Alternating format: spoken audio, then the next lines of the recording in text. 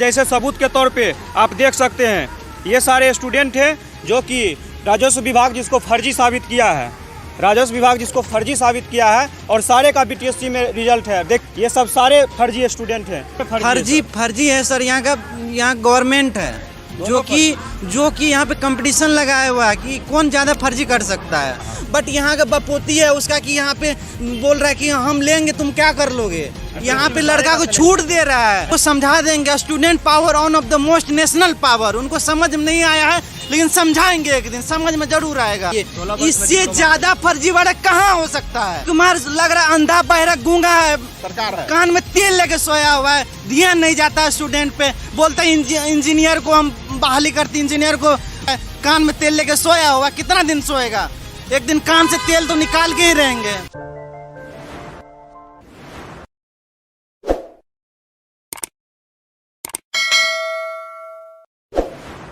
खबरों के पीछे खबर और कहानियों में कहानी ना हो तो मज़ा ही नहीं आता। नमस्कार, आप बेधड़क बात देख रहे हैं और मैं इस वक्त गर्दनीबाग धरना स्थल पर हूँ। लगातार 13-14 दिनों से बीटीएससी जेईई अभ्यर्थी का आंदोलन चल रहा था, लेकिन इस खबर में खबर ये बनकर जब आई तो तहलका मच गया कि बिहार पॉलिटेक्निक छात्र संघ भी गर्दनीबाग धरना स्थल पर मौजूद हो गए। जब हम इनसे जुड़े, मुलाकात हुई, तब मालूम पड़ा कि ये लोग उन्हीं के भाई बंधु हैं जो अब इस बहाली पर रोक लगाने के लिए तैयार है। रोक लगाने की वजह नियमावली है, जिस नियमावली को लेकर आज यहाँ बैठे हैं। शायद वो नियमावली अगर आप भी पढ़िएगा तो आप भी शक के घेरे में घिर जाइएगा, क्योंकि लगातार सरकार अपने बातों पर खड़ी नहीं उतरती। उसके साथ साथ इनके पास कुछ ऐसे पुख्ता सबूत हैं जिससे उनकी फर्जीवाड़ा साफ तौर पर दिखाई दी जा रही है। लेकिन खैर, हम इस पर, इनके आरोप पर कोई सत्य साबित नहीं करने वाले, क्योंकि हमारे पास कोई तथ्य नहीं है। अब इनसे जुड़ेंगे, मालूमात करेंगे क्या कुछ इनके पास है और क्यों आखिर ये लोग यहाँ बैठे हैं। सबसे पहले बहुत बहुत स्वागत है। क्या नाम? बहुत बहुत धन्यवाद सर आपको। क्या नाम हो? मेरा नाम सर अंशु कुमार हुआ। अंशु जी, ये आखिर क्यों? ये मेरा तीसरा, यहाँ पर मेरा धरना का तीसरा दिन हुआ, ठीक है ना। बिहार तकनीकी सेवा आयोग में विज्ञापन संख्या 1/2019 में संख्या है, जो 2019 में बहाली निकाली गई थी जूनियर इंजीनियर पद पर। और जब मेरिट लिस्ट प्रकाशित किया गया, प्रकाशित करने के बाद और हम सब का उसमें रिजल्ट नहीं हुआ। नहीं रिजल्ट होने के कारण उसमें पहली बात है कि आरक्षण को वो फॉलो नहीं किया। आरक्षण को वो पहले 60% को भरना चाहिए था, वो 60% को नहीं भरा और वो 60-40 करके वो रिजल्ट दे दिया। उसके बाद आयोग का गलती क्या किया, वो पहले मेरिट लिस्ट तैयार करना था, उसके बाद मतलब विभाग को आवंटित करना था। यहाँ पर पहले विभाग आवंटित कर दिया गया, उसके बाद मेरिट लिस्ट प्रकाशित किया गया। मैंने इसलिए शुरुआत के दौर में बताया कि जिस प्रकार नियमावली दिखाया जा रहा है, हाँ, वो कहीं ना कहीं अगर आप भी पढ़िएगा, हम भी पढ़ेंगे तो सबके घेरे में जरूर सबको नियमावली के खिलाफ मतलब इस चीज़ को मतलब किया गया। नियमावली को मतलब छेड़छाड़ किया गया है, नियमावली के अनुरूप रिजल्ट प्रकाशित नहीं किया गया है। आखिर मतलब उनका कहना है कि पहले हम विभाग को आवंटित करेंगे तब हम मेरिट बनाएंगे। यहाँ पर विज्ञापन में लिखा हुआ है पहले आप मेरिट लिस्ट तैयार कीजिए, उसके बाद विभाग को तय कीजिए। जिस प्रकार संशोधित करने के लिए सरकार ने रिजल्ट्स को रोका फिर से, हाँ, क्या लगता है सरकार मतलब उसमें हम सब रिजल्ट देखे तो उसमें बहुत सारा फर्जीवाड़ा पाया गया। फर्जीवाड़ा के कारण ये हुआ कि मेरे पास बहुत सारा सबूत है। ये एक राजस्व भूमि सुधार है, फर्जीवाड़ा धांधली हुआ है, उसका मंत्री रामसूरत राय जी है और रामसूरत राय जी हैं, और उसका डायरेक्टर जय सिंह है। वो इतना करप्ट विभाग है राजस्व भूमि सुधार, उसमें मतलब 4950 का अमीन विभाग का भर्ती निकाला गया था, उसमें मतलब बिना वेरिफिकेशन किए हुए सबका ज्वाइनिंग दिया गया था। और विभाग उसमें वेटिंग लिस्ट मतलब जो काउंसलिंग करवाए थे उसको वेटिंग लिस्ट में रख दिया गया। और ज्वाइनिंग नहीं होने के पश्चात मतलब जब ज्वाइनिंग किया गया तो फर्जीवाड़ा का जांच नहीं हुआ। जब ज्वाइनिंग सब कैंडिडेट कर दिए, बार बार फर्जीवाड़ा का जांच होने लगा तो उसमें पता चला कि इसमें 1000 से 2000 फर्जीवाड़ा निकले।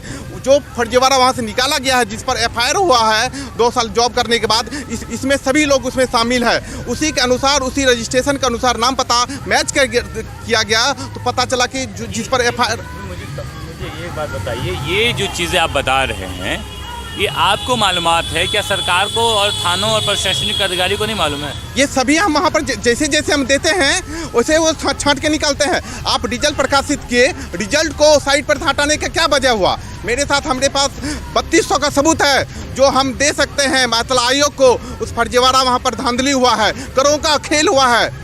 फिर इतना दिन से आप सोए क्यों थे? 14 दिन के बाद आप यहाँ नजर आए।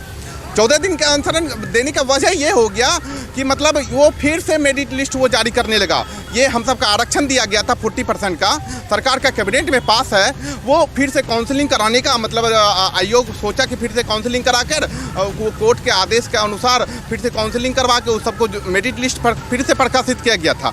जब मेरिट लिस्ट प्रकाशित फिर से करेंगे आप, जो 40% आरक्षण दिया गया सरकार पॉलिटेक्निक छात्र को कैबिनेट में पास है। उस दिन जब कोर्ट का आदेश आया तो मेरा वहाँ पर वकील प्रेजेंट नहीं थे, वो अब्सेंटी में मतलब सरकारी वकील प्रेजेंट नहीं थे, वो अब्सेंटी में वो जज मतलब कभी कभी होता है कि उलट पलट करके भी जज मतलब उस चीज़ को निर्णय दे देते हैं। उसी के कारण से फिर से काउंसलिंग मतलब करवाया जा रहा है। वही काउंसलिंग को रोकने के लिए हम सब गर्दनी बाग में बैठे हुए हैं। फर्जीवाड़ा मुक्त करो, अगर नहीं मुक्त करते हो तो बहाली को रद्द करो। हम सबका यही मांग है। बहाली को रद्द करना चाहिए। एकदम अवकोष करना चाहिए सर। शर्म की बात तो तब हो गई कि जब 6300 टोटल पद है सर, इसमें करीब 3000 जब हम लोग ने सारे एक्सरसाइज किए, सारे स्टूडेंट के डाटा को निकाले तो उसमें हमको ऐसा पता चल रहा है जिसका हमारे पास सबूत भी है। अगर आप लाइव दिखाना चाहते हैं तो वो भी दिखाने के लिए हम तैयार हैं कि 6300 पद पे सोच लीजिए कि 3200 ऐसे स्टूडेंट हैं जो कि फर्जी हैं और पूरी तरह फेक हैं, जो कि अन्य राज्य से डिग्री खरीद कर लाए हैं और बीटीएससी में उसका सिलेक्शन है।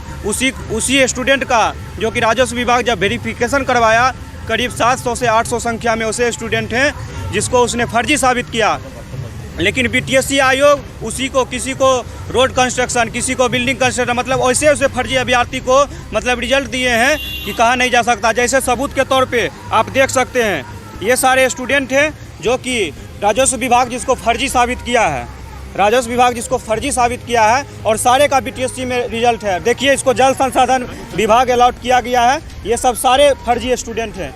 देख लीजिए यहाँ पे इसमें लिखा हुआ है वाटर रिसोर्स डिपार्टमेंट। बताइए, जिसको खुद आयोग फर्जी बताता है और खुद उसी का सिलेक्शन करता है आयोग, तो इसमें सोच सकते हैं कि आयोग कितना मनमानी करना चाह रहा है हम लोग के प्रति, जिसके कारण आज हम लोग रोड पे उतरे हुए हैं। हम लोग सरकारी कॉलेज से उत्तीर्ण छात्र हैं और हम लोग मेरिट से बाहर हैं। जो लोग फर्जी डिग्री खरीद के लाए हैं, एडिटिंग करके लाए हैं, सारा का सिलेक्शन बीटीएससी में हो चुका है। 60% लोगों में वैसे लोग इंटर्ड हैं जो फर्जीवाड़ा सर्टिफिकेट लेके आए। फर्जीवाड़ा मतलब एक्सपीरियंस भी फर्जीवाड़ा बना के बैठे हुए हैं। और मतलब 99%, 98% क्या गवर्नमेंट कॉलेज वाले लड़कों सबको आता है क्या? सब फर्जी फेक डिग्री लेके मतलब उस आयोग ने सबका मेरिट लिस्ट में नाम है। मुझे ये समझ नहीं आता कौन फर्जी कौन है, जो बिहार पॉलिटेक्निक का डिग्री दिखा रहे हैं वो, या जो प्राइवेट का दिखा रहे हैं वो? दोनों में फर्जी है सर। यहाँ गवर्नमेंट है जो कि यहाँ पे कंपटीशन लगाया हुआ है कि कौन ज़्यादा फर्जी कर सकता है।